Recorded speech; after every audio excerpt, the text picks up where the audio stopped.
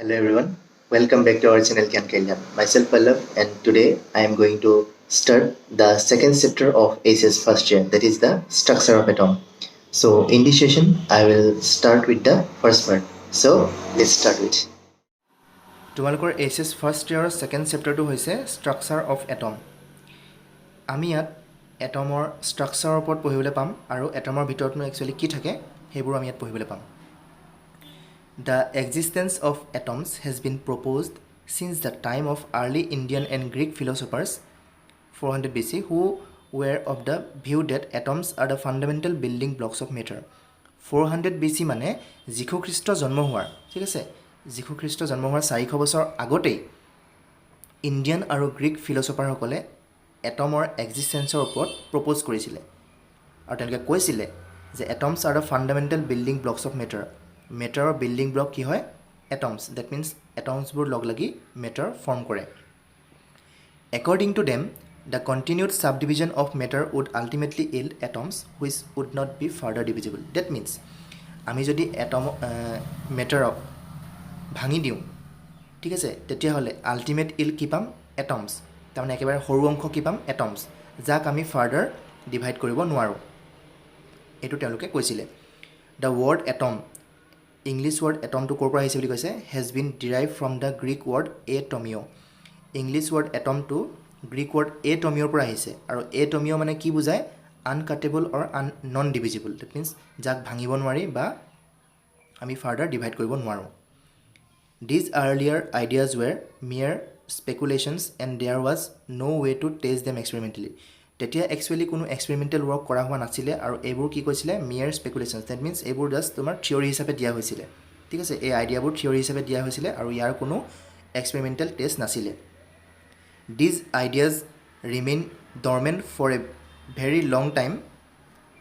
and were revived again by scientists in the 19th century। আৰু যেতিয়া 19th century আহিলে তেতিয়া এক্সপেৰিমেণ্টেল ৱৰ্কবোৰ আৰম্ভ হ'ল আৰু সেই এক্সপেৰিমেণ্টেল ৱৰ্কবোৰ আৰম্ভ হোৱাৰ পিছত কি হ'ল?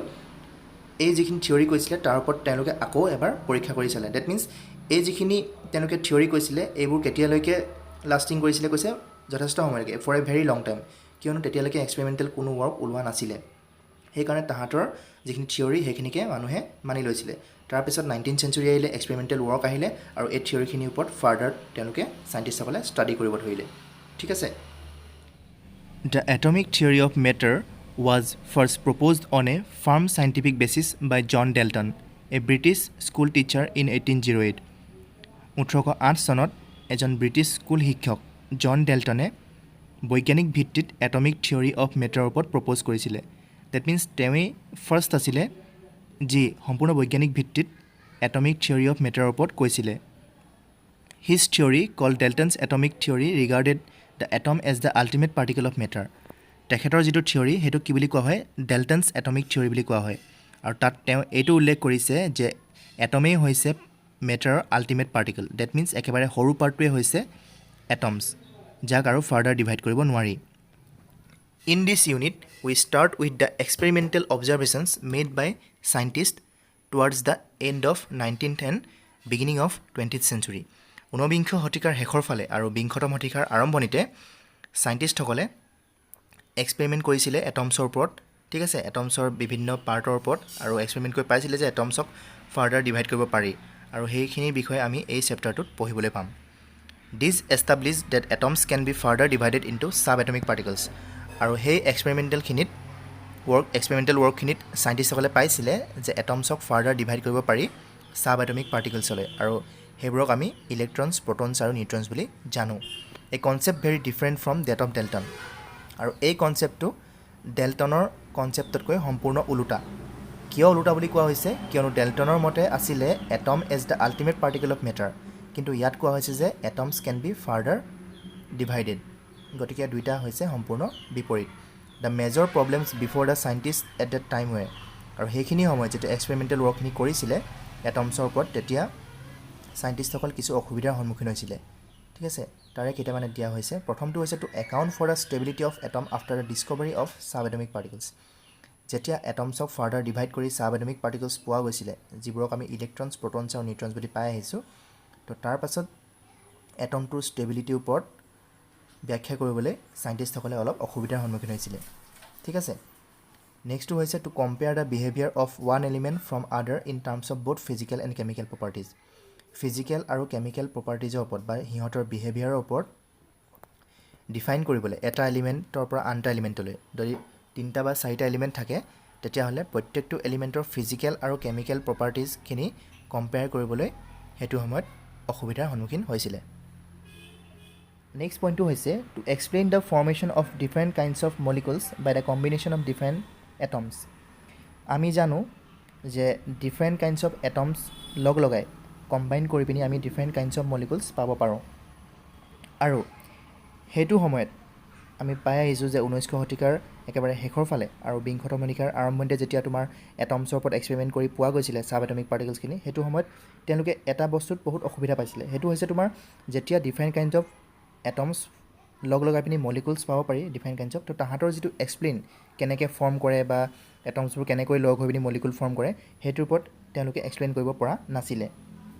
আৰু শেষৰ পইণ্টটো হৈছে to understand the origin and nature of the characteristics of electromagnetic radiation absorbed or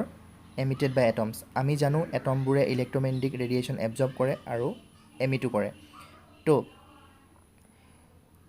electromagnetic ৰেডিয়েশ্যনৰ origin আৰু তাৰ নেচাৰটো কেনেকুৱা হ'ব বা তাৰ কেৰেক্টাৰিষ্টিকটো কেনেকুৱা হ'ব প্ৰত্যেকটো এটমৰ ক্ষেত্ৰত ৰেডিয়েশ্যন এবজৰ্ব কৰোঁতে বা এমিট কৰোঁতে অৰিজিন আৰু তাৰ নেচাৰৰ ওপৰত যিটো আমি বুজোঁ সেই ব্যাখ্যাটো সেইটো সময়ত সাইণ্টিষ্টসকলে কৰিব পৰা নাছিলে কেনেকৈ ইলেক্ট্ৰমেগনেটিক ৰেডিয়েশ্যনটো অৰিজিন ক'ৰ পৰা হয় বা তাৰ নেচাৰটো কেনেকুৱা প্ৰত্যেকটো এটমৰ ক্ষেত্ৰত এবজৰ্ব কৰোঁতে বা এমিট কৰোঁতে সেইখিনি কথা ব্যাখ্যা কৰিব পৰা নাছিলে নেক্সট টপিকটো হৈছে সাব এটমিক পাৰ্টিকলছ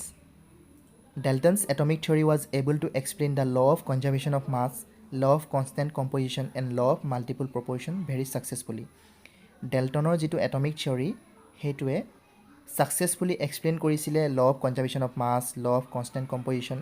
আৰু ল অফ মাল্টিপল প্ৰপৰ্শ্যন এইবোৰ However, it failed to explain the results of many experiments. কিন্তু ডেল্টন এটমিক থিয়ৰীটো বহুতো এক্সপেৰিমেণ্টৰ ৰিজাল্টটো এক্সপ্লেইন কৰোঁতে ফেইল হৈছিলে for example it was known that আমি এক্সাম্পল হিচাপে ক'ব পাৰোঁ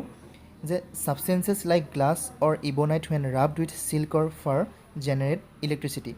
যেতিয়া আমি ছাবষ্টেঞ্চ লওঁ লাইক গ্লাছ অৰ ইবনাইট আৰু যেতিয়া আমি তাক ৰাব কৰোঁ কিহেৰে ৰাব কৰোঁ উইথ চিল্ক অৰ ফাৰ ঠিক আছে তেতিয়া কি হয় ইলেক্ট্ৰিচিটি জেনেৰেট হয় কিন্তু এই কথাটো ডেল্টনৰ এটমিক থিয়ৰীয়ে এক্সপ্লেইন কৰিব পৰা নাছিলে many different kinds of sub atomic particles were discovered in the 20th century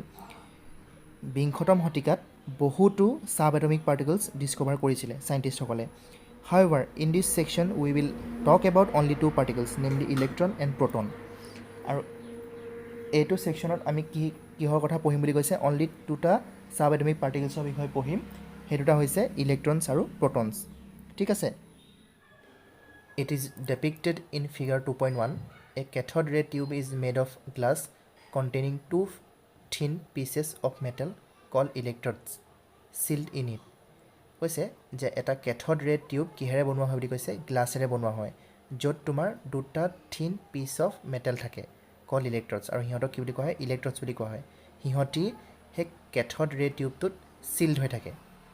figure 2.1 আছে এটা 2.1a আছে ওপৰত আছে আৰু এটা 2.1b তোমালোকে বুকত দেখিবা তো তাত ভালকৈ চাই ল'বা তাতে ধুনীয়াকৈ দেখুওৱা গৈছে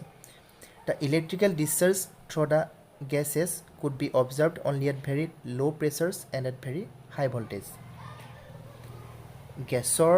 মাজেদি যেতিয়া ইলেক্ট্ৰিকেল ডিscharge কৰা হয় the electrical discharge through gas could be observed গেছৰ মাজেদি যেতিয়া ইলেক্ট্ৰিকেল ডিscharge কৰা হয় সেইটো আমি কেতিয়া দেখিবলৈ পাম অনলি এট ভেৰি ল' প্ৰেছাৰটো একেবাৰে বহুত কম হ'ব লাগিব আৰু ভল্টেজটো বহুত হাই হ'ব লাগিব the pressure of different gases could be adjusted by evacuation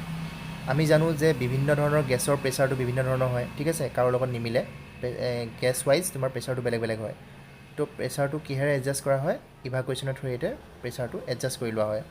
when sufficiently high voltage is applied across the electrodes যেতিয়া আমি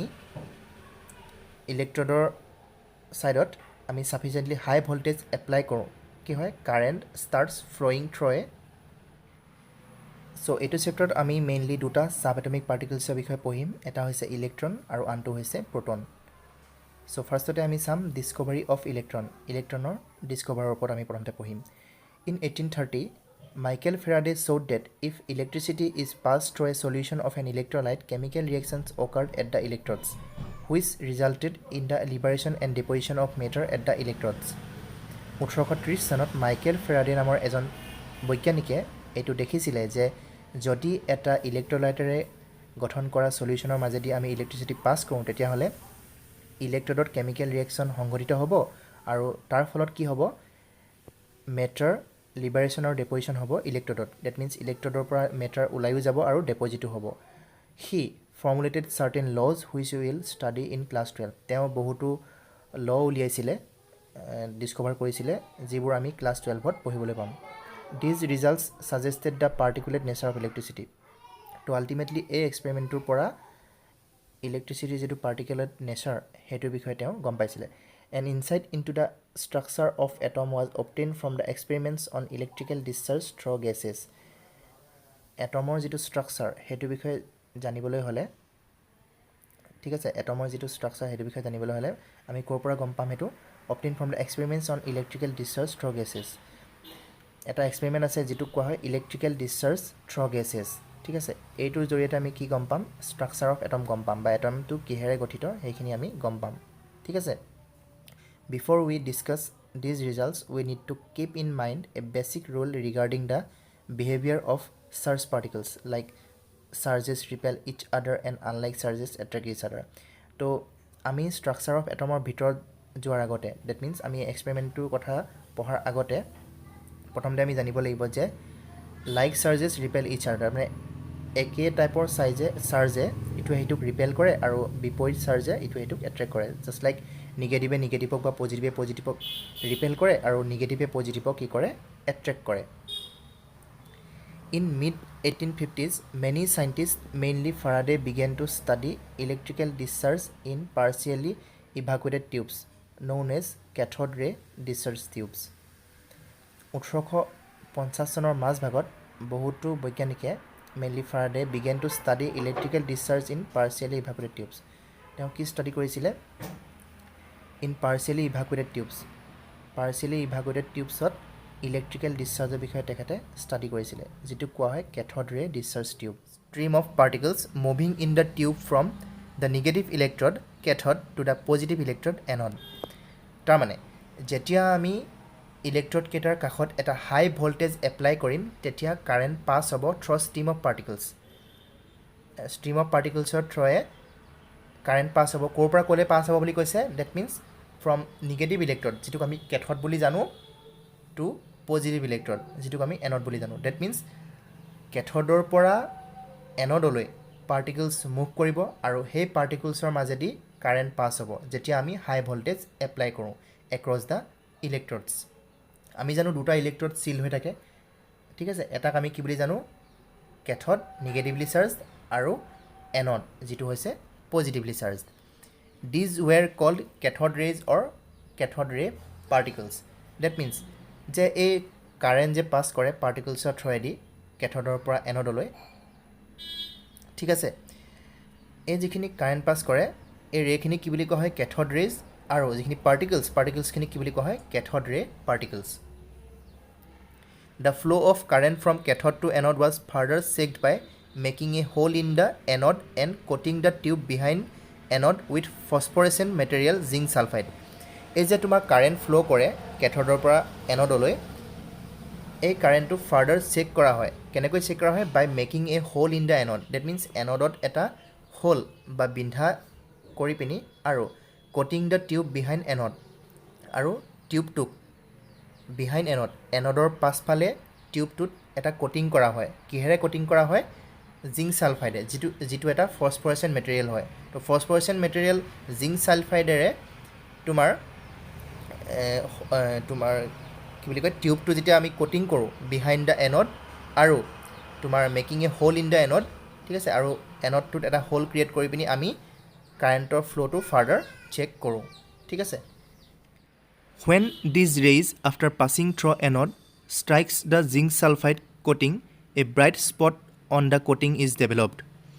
Same thing happens in a television set. যেতিয়া কেথড ৰেবোৰ কেথডৰ পৰা গৈ পিনি এনডৰ থ্ৰুৰে পাছ হয়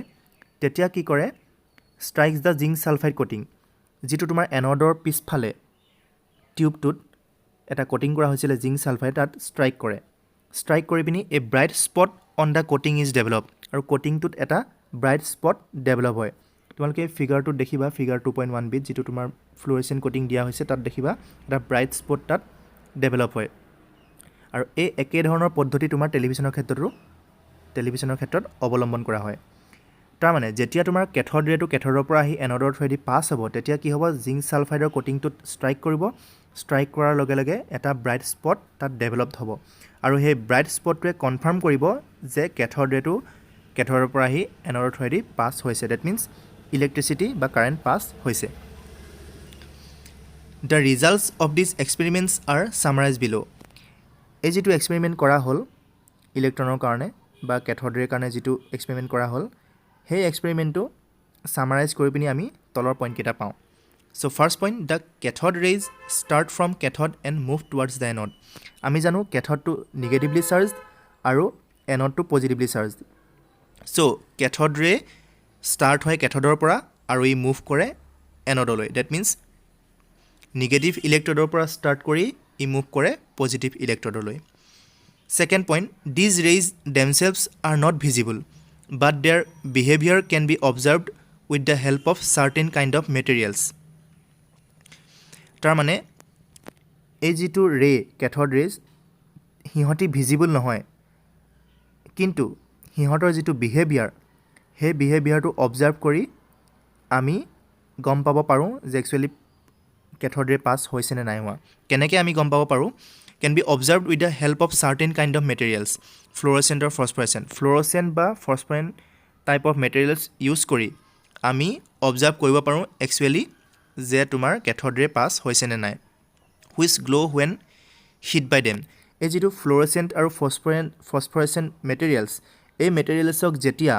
কেথড ৰে হিট কৰিব বা ষ্ট্ৰাইক কৰিব তেতিয়া সিহঁত গ্ল' হৈ যাব ফ্ল'ৰেচেণ্ট বা ফছফৰেণ্টটো গ্ল' হৈ যাব আৰু সেই গ্ল' হোৱাটোৱে কনফাৰ্ম কৰে যে একচুৱেলি কেথড ৰে পাছ হৈছে television pictures tubes are cathode ray tubes and television pictures results due to the fluorescence on the television screen coated with certain fluorescent or phosphorescent materials আমি television চাওঁ ঠিক আছে TV চাওঁ TV picture tubes are cathode ray tubes ঠিক আছে তাত যিটো picture tube use কৰা হয় সেইটো হৈছে এটা cathode ray tube and television pictures result টেলিভিশ্যনত যে আমি ছবিবোৰ দেখোঁ গানেই হওক বা চিনেমাই হওক যিবোৰ আমি ছবি দেখোঁ ৰিজাল্টছ ক'ৰ পৰা এইটো তোমাৰ উৎপন্ন হয় due to fluorescence on the television screen টেলিভিশ্যনৰ স্ক্ৰীণত কি কৰা হয় ফ্ল'ৰেচেন্স দিয়া হয় ঠিক আছে সেই ফ্ল'ৰেচেন্সত কি হয় তোমাৰ কেথড ৰে টিউব কেথড ৰে আহি পিনি তাত ষ্ট্ৰাইক কৰাৰ কাৰণে যিটো তোমাৰ টেলিভিশ্যন স্ক্ৰীণত ফ্ল'ৰেচেন্সে সৈতে বা ফ্ল'ৰেচেণ্ট বা ফছফৰেচেণ্ট মেটেৰিয়েল হৈ যিটো কোটিং কৰা হয় সেই কোটিংটোত ষ্ট্ৰাইক কৰে কেথড ৰে ঠিক আছে ষ্ট্ৰাইক কৰাৰ লগে লগে কি উঠে তোমাৰ গ্ল' হৈ আহে আৰু গ্ল' হোৱাৰ কাৰণে আমি